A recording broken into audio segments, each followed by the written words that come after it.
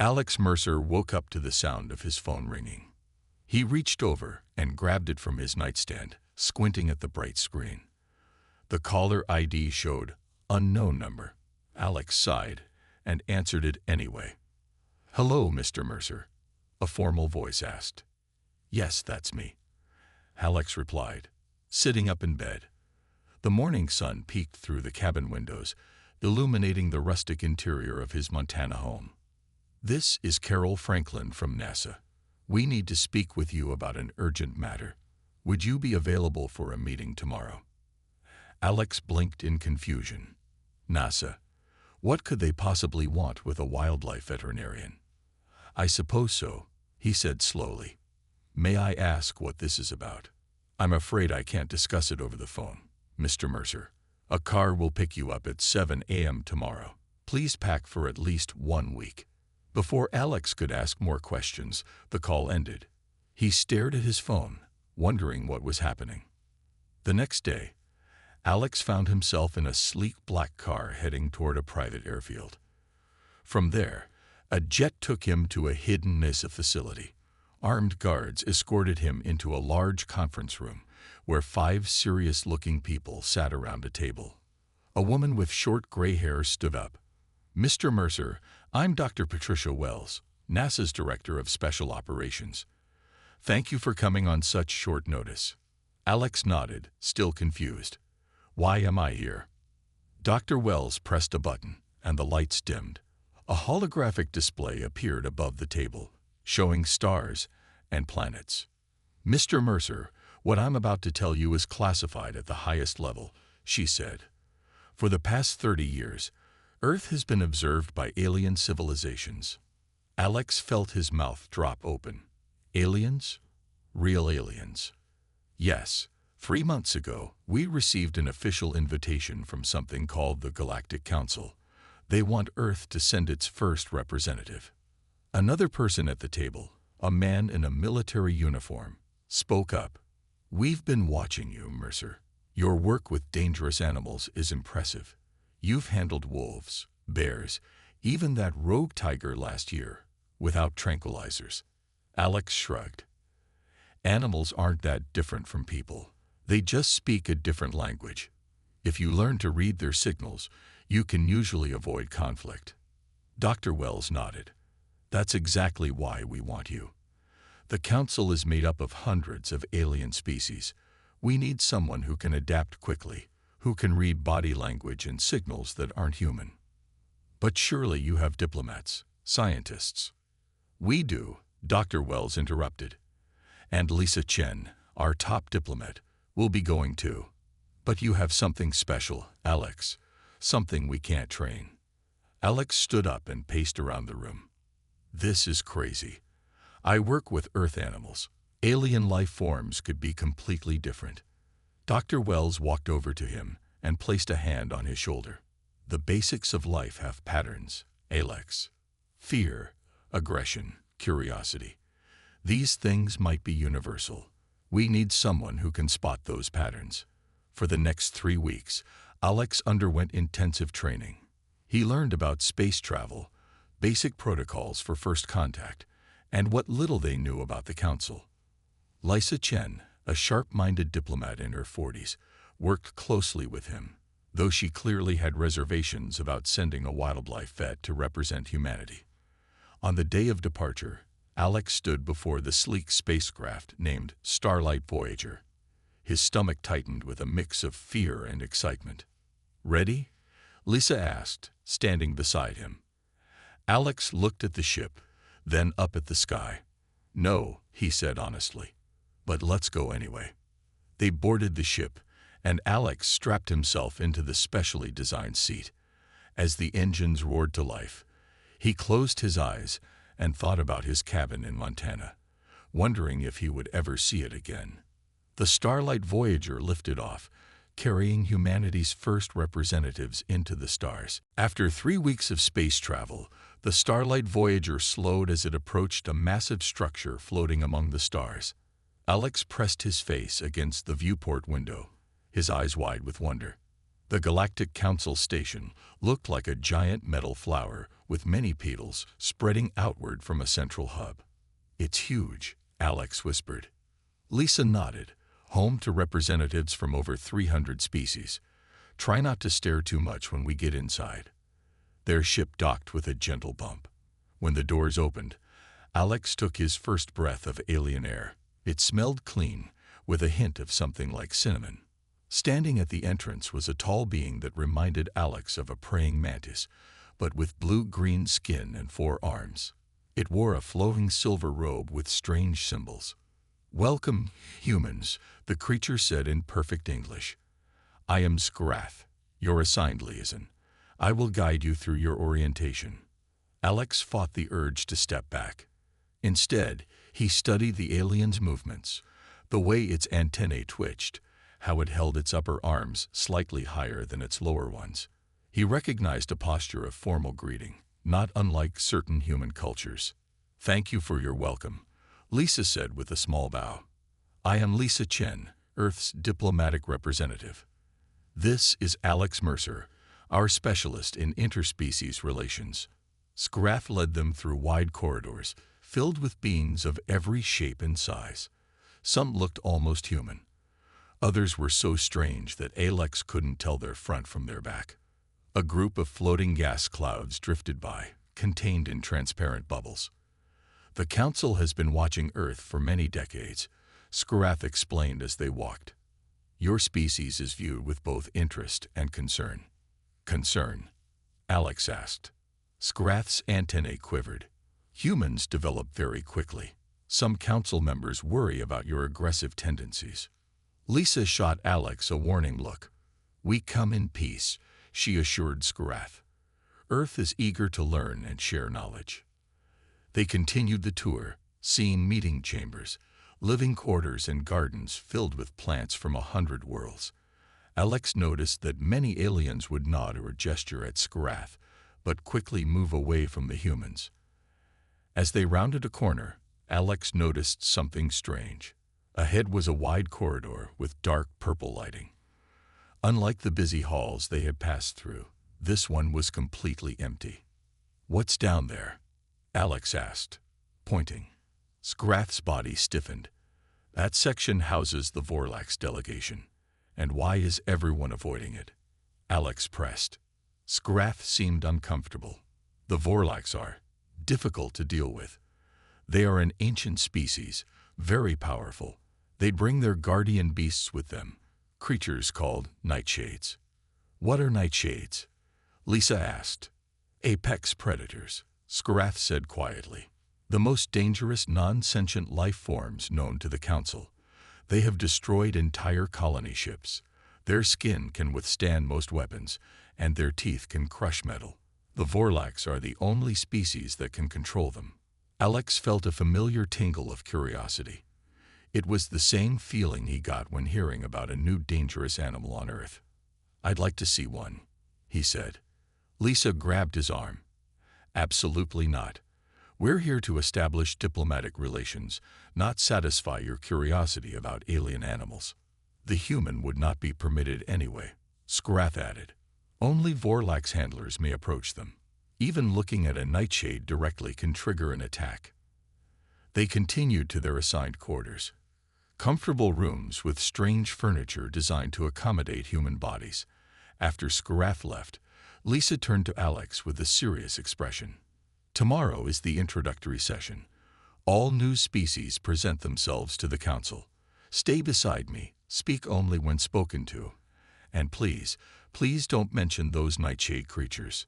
Alex nodded, but as he looked out the window at the stars, he couldn't stop thinking about the beasts that frightened even aliens. In his experience, the most feared animals were often the most misunderstood. The next morning, Alex and Lisa entered the grand chamber of the Galactic Council. The room was enormous, with a high ceiling that seemed to show the actual stars above. Hundreds of different alien species sat in rising rows of seats that circled a central platform.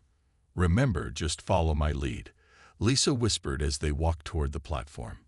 She wore a formal blue suit, while Alex had been given special diplomatic robes in earth green. A large alien with 6 eyes and metallic skin stood at a tall podium.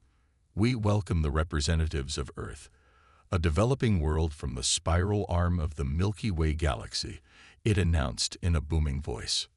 Lisa stepped forward and began her prepared speech. Honorable members of the Galactic Council, we bring greetings from Earth. Alex tried to pay attention, but he was distracted by the amazing variety of beings around them. Some were tiny, no bigger than his hand. Others towered 3 times his height. There were creatures made of what looked like living crystal, and others that seemed to be made of pure light. In one section of the chamber, Alex noticed several tall, pale beings with long white hair. They sat completely still, their faces showing no emotion. Unlike the other delegates who wore colorful clothing or decorations, these aliens wore only simple black robes. The Vorlax, Alex thought, remembering Scraff's warning. Suddenly, a loud alarm blared through the chamber. Red lights flashed along the walls.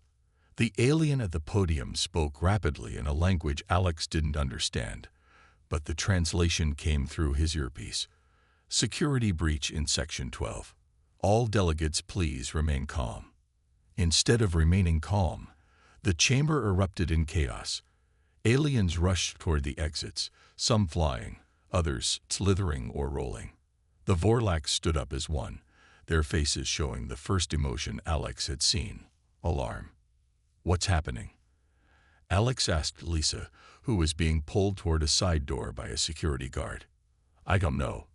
Follow me, she called back. Before Alex could move, he saw it. A dark shape entered the chamber through a side entrance.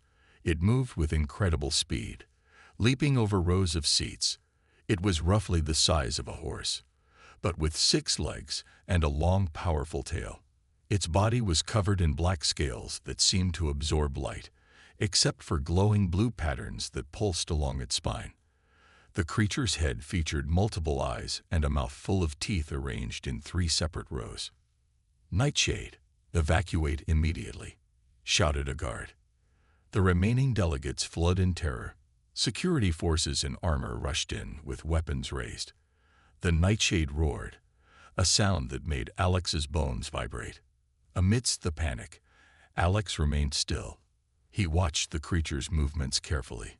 Despite its fearsome appearance, he recognized something in its behavior. The way it kept looking around, the defensive posture, the warning sounds before attacking. It's scared, Alex realized. It's in a strange place with too many threats. As the chamber emptied, Alex found himself alone with the creature. The security team had formed a perimeter at the exits but seemed unwilling to approach. Alex, get out of there now, Lisa screamed from behind a barrier. But Alex didn't move. Instead, he slowly crouched down to appear less threatening. The Nightshade focused all its eyes on him, its tail lashing back and forth. Alex remembered an old trick he had used with mountain lions. He looked slightly away, avoiding direct eye contact. Then he slowly sat on the floor, making himself smaller. The Nightshade tilted its head, appearing confused by this behavior. It took a step closer, then another. Alex could hear people gasping behind him. Easy, Alex said softly.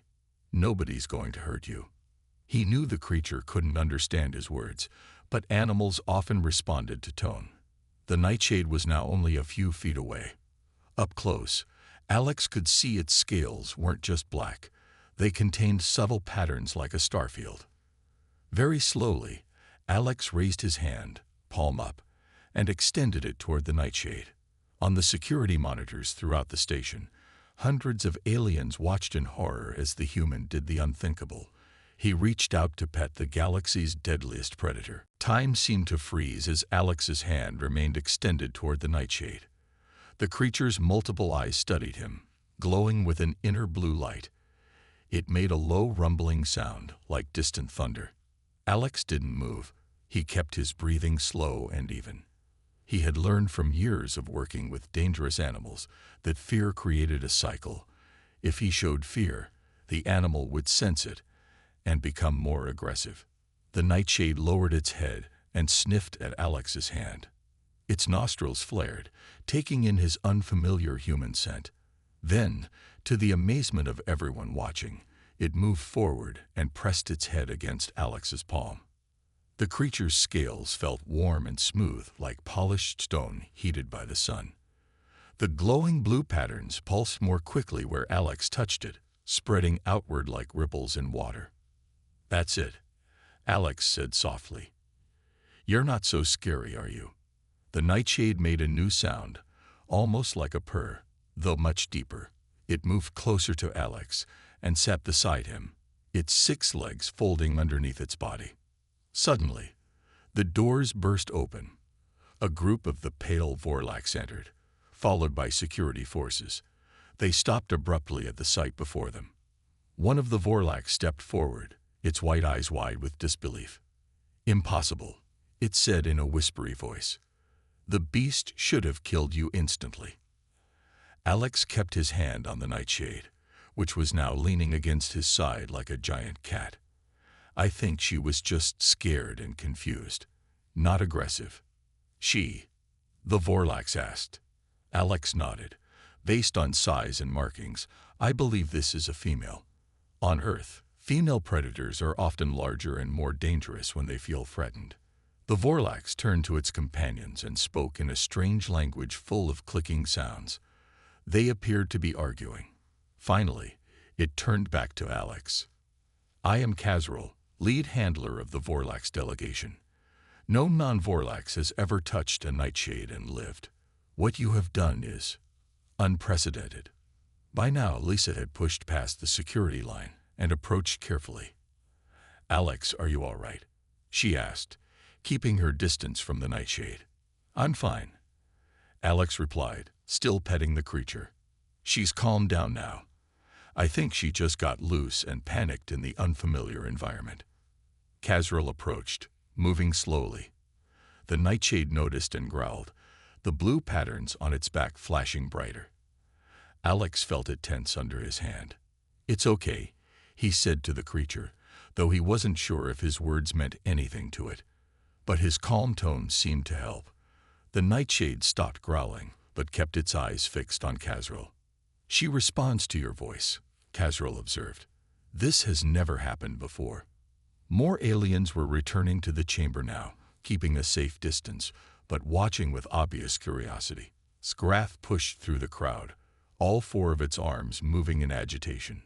"This is highly irregular," the insectoid alien declared. "The council session has been disrupted. The human could have been killed." "But he wasn't," Lisa pointed out. "In fact, he's done something remarkable." The nightshade was now completely relaxed beside Alex. He could feel its breathing, slow and steady against his side. Occasionally, it would make the purring sound again. "What is your profession on Earth?" Kazril asked Alex. "I'm a wildlife veterinarian. I work with dangerous animals." Kazril's pale face showed something like respect. "The nightshades have been our companions for thousands of years. We hunt together, travel together. Yet even among our people, only specially trained handlers may approach them. What you have done should not be possible." Alex shrugged. "Animals are often misunderstood. Fear makes them dangerous, but respect makes them friends." As the words left his mouth, news of what had happened was already spreading throughout the station. Humans were suddenly the most interesting species in the Galactic Council, and Alex Mercer had just changed humanity's place in the stars. The next day, Alex sat in a small meeting room with Lisa and several council officials. The Nightshade incident had caused a huge stir throughout the station. Some aliens now looked at Alex with wonder, others with fear, and a few with clear suspicion. "This emergency session has been called to address yesterday's events," said a round alien with purple skin and 3 eyes. "I am Councillor Dreb, head of the Security Committee." Lisa spoke up quickly. "We deeply apologize for any disruption. However, I must point out that my colleague helped resolve a dangerous situation peacefully." Dreb's middle eye blinked slowly. "That is precisely what concerns many council members." "How did he do it?" All eyes turned to Alex. He felt uncomfortable being the center of attention. I just read her body language, Alex explained. The nightshade wasn't hunting or attacking. She was scared and defensive. I've worked with dangerous earth animals for years. Fear looks similar across many species. Some delegates believe humans must possess telepathic abilities, said another counselor, this one looking like a tall, thin bird with shimmering feathers. Lisa shook her head firmly. That's not true. Humans have no telepathic powers. Then how do you explain this? The bird-like alien showed a video recording of Alex with the nightshade. The creature was clearly responding to him in a way that seemed impossible. Before Alex could answer, the door slid open. Kazrel and 2 other Vorlax entered the room. The temperature seemed to drop with their arrival. The Vorlax wished to speak, Kazrel announced. We have observed the human and the nightshade. We believe his ability is not telepathy, but something else. Something we have not seen before. Dreb looked nervous. What do you propose, Kazrel? We invite the human to visit Vorlax Prime, Kazrel said. Our homeworld. There, he can work with our handlers and scientists to better understand this connection. A shocked silence filled the room. Lissa recovered first. That's an unprecedented honor, but we would need to consult with Earth authorities first. Alex was surprised too. The Vorlax were known to be extremely private. No non-Vorlax had ever been invited to their homeworld. Where is the nightshade now? Alex asked, curious about the creature he had bonded with. She has been returned to our ship, Kazrel replied. But she is different. She searches for you, refuses to eat. This has never happened before. Alex felt concerned. May I see her again? The Vorlax exchanged looks. Yes, Kazrel decided. After this meeting. The discussion continued for another hour. Some counselors worried that Alex had special powers that made humans dangerous. Others suggested the Vorlax had been lying about how deadly the nightshades truly were. When the meeting finally ended, Lisa pulled Alex aside. This is getting complicated. The Vorlax are one of the most powerful species in the Council. No one knows much about them. Going to their homeworld could be risky. But think of what we could learn, Alex countered. And I'm worried about the nightshade. Lisa sighed. I'll contact Earth. But be careful, Alex. You're changing the political landscape here in ways we don't fully understand. Later, Kazrel led Alex to the Vorlax ship. It was sleek and black, much like the nightshades themselves. Inside, they walked through dimly lit corridors to a large holding area. The moment they entered, Alex heard a familiar rumbling purr. The nightshade was there, pacing in a large enclosure. When she saw Alex, she rushed to the barrier, her blue patterns glowing brightly. She has not eaten since yesterday, Kazrel said. She keeps looking for you. Alex approached the barrier. The nightshade pressed against it, trying to reach him. Can I go in? Alex asked. Kazrel hesitated, then nodded. Our scientists wish to observe. As soon as the barrier opened, the nightshade bounded over to Alex. She circled him, rubbing against his legs like an oversized cat. Alex knelt down and stroked her head. Hey there, he said softly. I missed you too. Behind him, the Vorlax watched in silence, their white eyes reflecting a mixture of wonder and calculation. 2 weeks later, Alex stood on the bridge of a Vorlax ship heading toward their homeworld. Despite strong objections from Earth's government, he had decided to accept the Vorlax invitation. Lisa had insisted on joining him, along with Olivia Rice, a security officer with military training. We're approaching Vorlax Prime, announced Kazrel. Prepare for atmospheric entry. Alex moved closer to the viewing window. The planet below was unlike anything he had seen before. It had no blue oceans like Earth. Instead, vast forests covered the land in shades of deep purple and black. The sky held a permanent twilight glow from 3 small moons. It's beautiful, Alex said. Kazrel nodded. Our world has no true day or night. We live in eternal twilight. It is why the nightshades bonded with us long ago. They too prefer the shadows. The ship descended through wispy clouds and landed on a platform surrounded by tall, spire-like buildings. As they disembarked, Alex noticed the air smelled sweet, like flowers after rain. "The temperature is safe for humans," Casriel assured them. "But our gravity is slightly stronger. You may feel heavier here." Alex did feel the extra weight as they walked. Olivia stayed close to him, her hand never far from the small weapon the Vorlax had reluctantly allowed her to keep.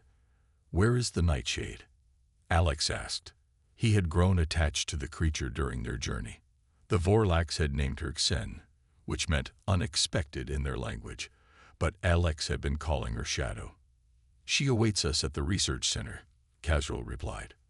They traveled in a floating vehicle through a city of elegant towers. Few Vorlax could be seen on the streets. Those who were out stopped to stare at the humans with undisguised curiosity. "Your people seem surprised to see us," Lisa observed. "You are the first non-Vorlax to visit our world in 700 years, Casriel explained. The research center was a massive dome surrounded by gardens of strange black plants. Inside, walls of transparent material separated different areas where Vorlax scientists worked with various equipment. Shadow was in a large open space in the center. The moment she saw Alex, she bounded over, her blue patterns glowing brightly with excitement. "She has been difficult to handle without you," Casriel said. "Now we begin our research." For the next 5 days, Alex worked with Shadow and the Vorlax scientists. They conducted various tests, monitoring how the Nightshade responded to Alex compared to others. They discovered that while Shadow tolerated the Vorlax handlers, she only truly relaxed around Alex. "I think I'm starting to understand how they communicate," Alex told Lisa and Olivia one evening in their quarters. "It's not just body language. They use those glowing patterns on their skin, and they make sounds too low for us to hear." "The Vorlax seem very interested in your findings," Olivia said. She had been suspicious of their hosts from the beginning. "They should be," Alex replied. "They've lived alongside these creatures for thousands of years, but never truly communicated with them. Shadow is smart, maybe as smart as a dolphin or great ape on Earth." On the 6th day, Casriel took Alex to a new area of the research center. This section was more heavily guarded, with doors that required special access. "What I show you now is our most important work," Casriel said as they entered a large laboratory. Alex gasped. Inside were dozens of nightshades, but they looked different from Shadow. Some were larger with extra limbs. Others had modified scales that seemed metallic. One had glowing red patterns instead of blue. "What are they?" Alex asked, though he was beginning to suspect the answer. "The future," Casriel replied simply. "We have been enhancing the nightshades for generations, improving them." "You're changing them, genetically." Casriel's white eyes fixed on Alex. "The nightshades are powerful, but they can be more. Perfect defenders, perfect hunters." Alex felt a chill that had nothing to do with the room's temperature. He suddenly understood why the Vorlax had been so interested in his connection with Shadow. They weren't just studying it, they wanted to use it. "And what exactly are you hunting, Casriel?" Alex asked quietly. Casriel didn't answer Alex's question directly. Instead, he led him deeper into the facility, past more chambers containing modified nightshades. "The Galactic Council maintains a delicate balance of power," Casriel finally said. "Some species advance too quickly. They threaten that balance." Alex felt uneasy. "And the nightshades help you maintain this balance." "They will," Casriel replied, "once we perfect them." That night, Alex couldn't sleep. He paced in his quarters, thinking about what he had seen.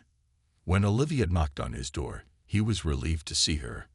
"We need to talk," she said quietly. "I've been exploring the facility. The Vorlax are hiding something big." She showed Alex a small device in her palm. This translator picked up conversations between the scientists. They're planning to use the nightshades as weapons against other council species. Alex sat down heavily. "I suspected something like this, But why show me their operation? Because you can do something they can't. Olivia said, you can bond with the Nightshades. They want to learn how so they can control their weapons better. Alex thought of Shadow, who was being kept in a habitat nearby. They're not weapons. They're intelligent creatures being used against their will. We need to tell Lisa and contact the council, Olivia insisted. Alex nodded. Tomorrow, I'll try to get more information from Casriel. You find Lisa. The next morning, Alex met with Casriel as planned, but he was more alert now, watching for clues. I'd like to see more of how the Nightshades live naturally, Alex suggested. Before any modifications, Casriel seemed pleased by his interest. Of course, we maintain a preserve where they live in their natural state. They traveled to a vast valley surrounded by mountains. Here, dozens of Nightshades roamed freely. Alex watched them interact, noting how they communicated with their glowing patterns. Some played together like young wolves, while others hunted small creatures in the underbrush. They're social animals, Alex observed. They care for each other. Yes, Casriel agreed. That is their weakness. We are removing that trait in our enhanced versions. Alex felt sick, but hid his reaction. How many other species know about your enhancements? None, Casriel said. It is our greatest secret. That is why bringing you here was debated intensely. But your ability is too valuable to ignore. When they returned to the research center, Alex was taken to see Shadow again. As always, she greeted him happily, rubbing against him and making her purring sound. I need your help, girl, Alex whispered when Casriel stepped away briefly. He wasn't sure if she could understand him, but he had to try. Later that day, Alex met secretly with Lisa and Olivia in their quarters. We need evidence to take back to the council, Lisa said. Otherwise, it's just our word against the Vorlax. Olivia held up a small device. I can download their research data, but I need access to their main systems. And we need to find a way off this planet, Alex added. They're not going to let us leave once they realize what we know. They formed a plan. Lisa would request a formal tour of the communication center, distracting the Vorlax. Olivia would use this opportunity to access their systems. Alex would work with Shadow, preparing for their escape. The next day, they put their plan into action. While Lisa engaged the Vorlax officials in discussions about potential trade agreements, Olivia slipped away to the central computer system. Alex went to see Shadow as usual, but something went wrong. An alarm suddenly blared throughout the facility. Red lights flashed in the corridors. Security breach in Section 5, announced a voice in the Vorlax language, which Alex's translator converted. Alex's heart raced. Section 5 was where Olivia had gone. He rushed to Shadow's habitat and quickly opened the door. The Nightshade sensed his urgency and grew alert. They've caught Olivia, he told Shadow. We need to help her. As if understanding his words, Shadow lowered her body, allowing Alex to climb onto her back. Then, with Alex holding tight to her scales, she bounded out of the habitat and into the corridor. Behind them, Alex heard shouts as Vorlax security discovered the empty habitat. But Shadow was already running, following Alex's directions toward Section 5 and Olivia. Shadow moved with incredible speed through the corridors of the research center. Alex held tightly to her scales as they raced past shocked Vorlax scientists, who pressed themselves against walls to avoid the charging Nightshade. They found Olivia surrounded by 4 Vorlax security guards in Section 5. She had been backed into a corner, her small weapon drawn but clearly outnumbered. Alex, she shouted when she saw him riding Shadow. I got the data, but they caught me before I could get out. Shadow growled, a deep rumbling sound that made the guards step back. The Nightshade's blue patterns flashed in a rapid sequence that Alex hadn't seen before. Stand down, Casriel's voice came from behind them. The Vorlax leader approached slowly, his pale face showing anger for the first time. You disappoint me, human, Casriel said. We invited you to our world. shared our secrets with you. Secrets that could destroy the Council. Alex replied. You're creating living weapons to use against other species. Casrol's white eyes narrowed. It is for the greater good. Some species grow too powerful, too quickly. They must be controlled.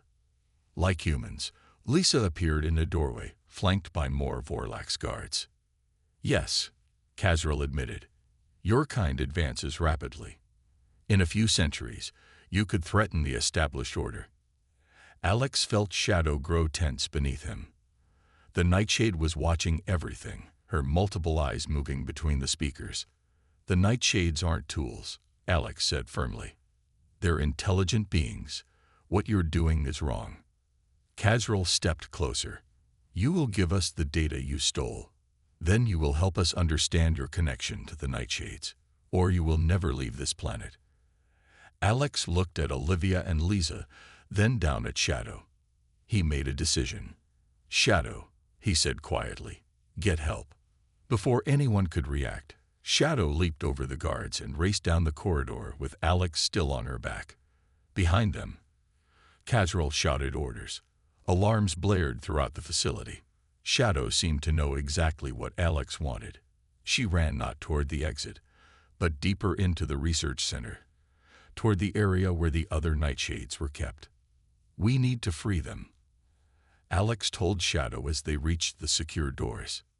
He jumped off her back and used Olivia's security device to override the lock. The doors slid open, revealing dozens of modified Nightshades in containment fields. Shadow roared, her patterns flashing rapidly. The other Nightshades responded, their own patterns pulsing in answer. Alex moved quickly, releasing the containment fields one by one. The freed Nightshades gathered around Shadow, who continued to communicate with them through flashing patterns and low sounds. We need to get to the communication center, Alex told Shadow. Can you help? Shadow lowered herself, allowing Alex to climb back onto her. Then she led the pack of Nightshades through the facility. They overwhelmed any resistance, though Alex noted that the creatures were careful not to seriously harm the Vorlax they encountered. When they reached the communication center, Alex found Lisa and Olivia already there, having been brought by the security guards. Alex, what have you done? Lisa asked, staring at the pack of Nightshades filling the room. Given them a choice, Alex replied.